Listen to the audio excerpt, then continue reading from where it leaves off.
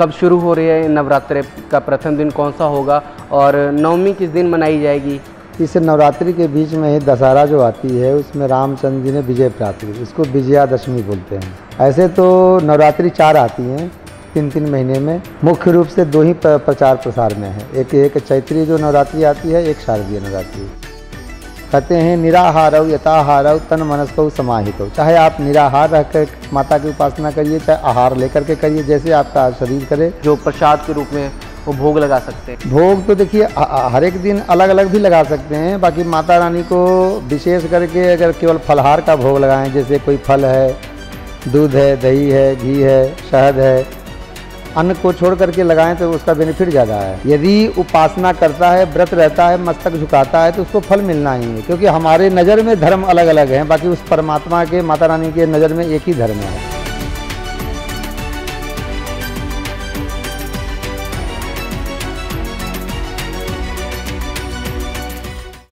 ਤੁਸੀਂ ਜੁੜ ਚੁੱਕੇ ਹੋ ਲੁਧਿਆਣਾ ਲਾਈਵ ਦੇ ਨਾਲ ਤੇ ਮੈਂ ਅਮਿਤ। ਪੂਰੇ ਸ਼ਹਿਰ ਦੇ ਵਿੱਚ ਦੁਸਹਿਰੇ ਨੂੰ ਲੈ ਕੇ ਰੌਣਕਾਂ ਲੱਗਣੀਆਂ ਸ਼ੁਰੂ ਹੋ ਗਈਆਂ ਨੇ। ਦੁਸਹਿਰੇ ਗਰਾਊਂਡ ਦੇ ਵਿੱਚ ਮੇਲੇ ਨੂੰ ਤਿਆਰੀਆਂ ਜ਼ੋਰਾਂ 'ਤੇ ਨੇ ਤੇ ਉੱਥੇ ਹੀ ਨਵਰਾਤਰੇ ਨੂੰ ਲੈ ਕੇ ਵੀ ਮੰਦਰਾਂ ਦੇ ਵਿੱਚ ਤਿਆਰੀਆਂ ਪੂਰੀਆਂ ਖਿੱਚੀਆਂ ਗਈਆਂ ਨੇ। ਜੇ ਗੱਲ ਕਰੀਏ ਸ਼ਾਰਦੇ ਨਵਰਾਤਰੇ ਨੂੰ ਲੈ ਕੇ ਭਗਤਾਂ ਦੇ ਵਿੱਚ ਕਾਫੀ ਸ਼ਰਧਾ ਤੇ ਉਮੰਗ ਦੇਖਣ ਨੂੰ ਮਿਲ ਰਹੀ ਹੈ। ਸਾਡੇ ਨਾਲ ਪੰਡਤ ਜੀ ਦੇ ਗੱਲਬਾत करांगे। राम राम पंडित जी। जय श्री राम, जय माता दी। पंडित जी, चैत्र नवरात्रे भी होते हैं और वहीं अगर शारदीय नवरात्रों की बात करें तो बहुत ज़्यादा उमंग देखने को मिलती है, श्रद्धा देखने को मिलती है भक्तों में। क्या खास बात है शारदीय नवरात्रों में? शारदीय नवरात्रि में विशेष रूप से इस नवरात्रि के बीच में ही दशहरा जो आती है उसमें रामचंद्र जी ने विजय प्राप्त की, इसको विजयादशमी बोलते हैं। ऐसे तो नवरात्रि 4 आती हैं 3-3 महीने में, बाकी मुख्य रूप से 2 ही प्रचार प्रसार में है। एक चैत्रीय जो नवरात्रि आती है, एक शारदीय नवरात्रि। शारदीय नवरात्रि में भगवती का या चैत्र नवरात्रि में भगवती का आराधना होती है। ये माता ऐसी हैं कि सबके कष्टों को, दुखों को दूर करती हैं, और ये नवरात्रि 9-10 दिन तक माता ही इस जगत की रक्षा करती हैं। 15 दिन तक पितर लोग रक्षा करते हैं, इससे पहले गणपति जी रक्षा करते हैं। इसी क्रम से चलते हुए भगवान जब तक सोए हैं तब तक सारे लोग रक्षा करते रहते हैं। इस बारी 2025 में कब शुरू हो रही है नवरात्रि का प्रथम दिन कौन सा होगा और नवमी किस दिन मनाई जाएगी? क्या इस बारी भी दिन बढ़ रहे हैं इसमें नवरात्रि में? हमारे शास्त्रों में बताया गया है कि नवरात्रि को बढ़ना शुभ माना गया है।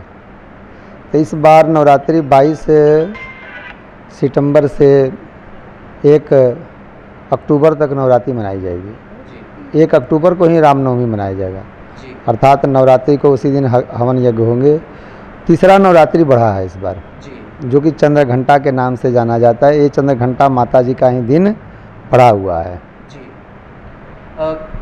अगर ज्योतिषी और जो अपनी एस्ट्रोलॉजी है इसकी बात करें तो क्या कुछ जो इन दिनों में उपाय किए जाते हैं, क्या उसके कुछ ज़्यादा अच्छे फल मिलते हैं? देखिए, शास्त्रों में बताया गया है कि जो माता हैं, बताया गया कि पुत्र को पुत्र हो सकता है, माता को माता नहीं होती है। तो हमारे दुर्गा की उपासना शास्त्रों में बहुत बड़ी मानी गई। इससे हमारे सभी ग्रह, 9 ग्रह, सूर्य, चंद्र, मंगल, बुध, बृहस्पति, शुक्र, शनि, राहु, केतु, जो भी ग्रह हैं सब माता की कृपा से सारे शांत हो जाते हैं।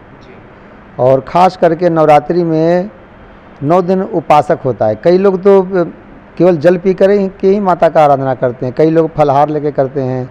जैसे भी श्रद्धा भक्ति हो, अपने हिसाब से माता को मनाना चाहिए, क्योंकि कहते हैं निराहारौ यथाहारौ तन मनस्कौ समाहितौ। चाहे आप निराहार रहकर माता की उपासना करिए, चाहे आहार लेकर के करिए, जैसे आपका शरीर करे वैसे करिए। बाकी उनको याद करना ज़रूरी है, क्योंकि इस संसार में जननी माता से बढ़ के और कोई हमारा कल्याणकारी नहीं कर सकता।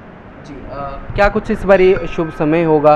प्रथम नवरात्रि के दिन किस तरीके से लोग पूजा अर्चना कर सकते हैं माता की, और क्या कुछ जो प्रसाद के रूप में वो भोग लगा सकते हैं? भोग तो देखिए हर एक दिन अलग अलग भी लगा सकते हैं। बाकी माता रानी को विशेष करके अगर केवल फलहार का भोग लगाएं, जैसे कोई फल है, दूध है, दही है, घी है, शहद है, अन्न को छोड़ करके लगाएं तो उसका बेनिफिट ज़्यादा है।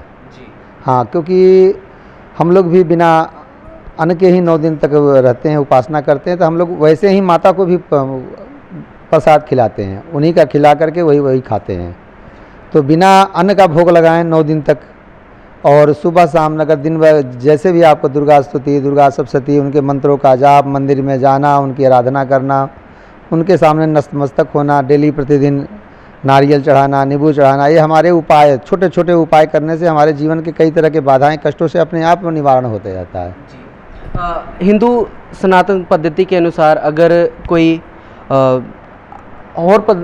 अलग पद्धति को मानता है, क्या अध्यात्म ये कहता है कि उनको भी वही फल मिलेगा जो एक सनातन पद्धति को मानने वाले व्यक्ति अगर व्रत करता है या पूजा अर्चना करता है माँ की? कोई भी व्यक्ति हो, चाहे किसी भी धर्म से जुड़ा हुआ हो, उससे कोई धर्म से कोई हमारी अपेक्षा नहीं, क्योंकि सर्वप्रथम सनातन धर्म ही है।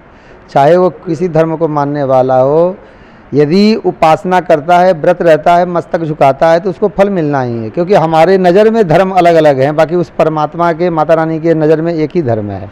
जी। क्या कुछ संदेश देना चाहते हैं उन नौजवान पीढ़ी को जो अभी हमें देख रहे हैं? हम यही नौजवानों को प्रेरणा प्रदान करना चाहते हैं, उनको यही बताना चाहते हैं कि देखिए, जीवन जो है बहुत अमूल्य है। बड़े सौभाग्य से कई जन्मों के कई जन्मों के फल का जब उदय होता है, तब हमारा कहीं मनुष्य का तन मिलता है। ये शरीर मिलने के बाद ऐसे ना गंवाएं, जैसे मोबाइल देखते हैं, नशे इत्यादि में फंसे हैं, छोड़ करके माता रानी का दिन आया है, इसमें आराधना करें, हमारे एक अलग नए जीवन की शुरुआत करें। जी, धन्यवाद पंडित जी। सो जिदा कि पंडित जी ने दस्सिया कि ऐतकी नवरात्रियां दे विच नवरात्रे 9 दिन की बजाय 10 दिन के होने वाले ने। जिहड़ा तीजा नवरात्रा है, तीजे दिन जिहड़ा है एक दिन वध रहा है, तो तीजे ते चौथे दिन माँ चंद्रकंठा की जिहड़ी है पूजा अर्चना की जाएगी। सो असी आस करते हैं कि ये नवरात्रे, ये 9 दिन माँ दे तुहाडे लई नवी ऊर्जा ते नवी जिहड़ी है उमंग लैके आवे। ते अगली अपडेट लैके फिर तो रूबरू होवांगे। लुधियाना तो कैमरा पर्सन हनी दे नाल मैं अमित।